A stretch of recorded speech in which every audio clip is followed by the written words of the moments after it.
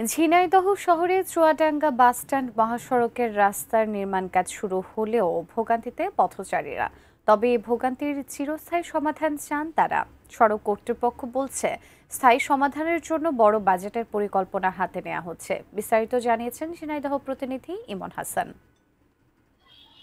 ঠিক এই মুহূর্তে আমি অবস্থান করছি ঝিনাইদহের মুক্তিযোদ্ধা মশিউর রহমান মাধ্যমিক বিদ্যালয়ের সামনে। এটি হচ্ছে ঝিনাইদহের আরাপপুর থেকে চুয়াডাঙ্গা বাস স্ট্যান্ড রোডের মাঝামাঝি একটি জায়গা। আমরা কিছুদিন আগে একটি এটিএন নিউজে লাইভ করেছিলাম যে, এবং সেই লাইভের মধ্যে দেখিয়েছিলাম যে এই সড়কের আসলে কি বেহাল দশা ছিল, যেখানে ইজি বাইক রিক্সা কিন্তু চলাচলের অযোগ্য ছিল। মাঝে মধ্যে কিন্তু ছোট ছোট দুর্ঘটনা ঘটছিল, গাড়ি উল্টে যাচ্ছিল, পথচারীদের চলাফেরায় অসুবিধা হচ্ছিল, এবং সেই সাথে সবথেকে বড় সমস্যা ছিল কিন্তু ধুলার যে ব্যাপারটা।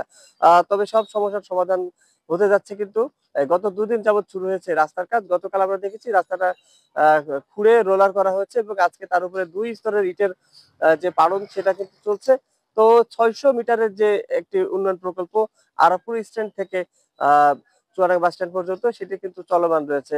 এর ফলে আসলে ছোট ছোট বিচ্ছিন্ন ভাবে যে জ্যামের সৃষ্টি হচ্ছে, সেই জ্যামে আসলে মানুষ ভোগান্তিতে পড়ছে, এবং পথচারীদের চলাফেরা একটু সমস্যা হচ্ছে। তবে পথচারীরা নিজেরাই বলছেন যে যে সমস্যা হচ্ছে সেটা আসলে আহ স- দীর্ঘমেয়াদী একটা সমস্যা সমাধানের জন্য, কাজেই সেই সমস্যাটাকে তারা উপেক্ষা করতে পারবে।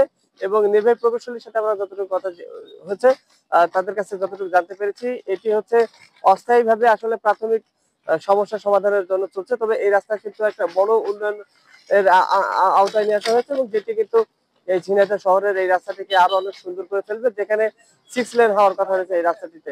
তো সব মিলিয়ে ঝিনাইদহের যে গুরুত্বপূর্ণ একটি মহাসড়ক, এই মহাসড়ক দিয়ে কিন্তু উত্তর অঞ্চল থেকে দক্ষিণ অঞ্চলের মানুষ যাওয়া আসা করে।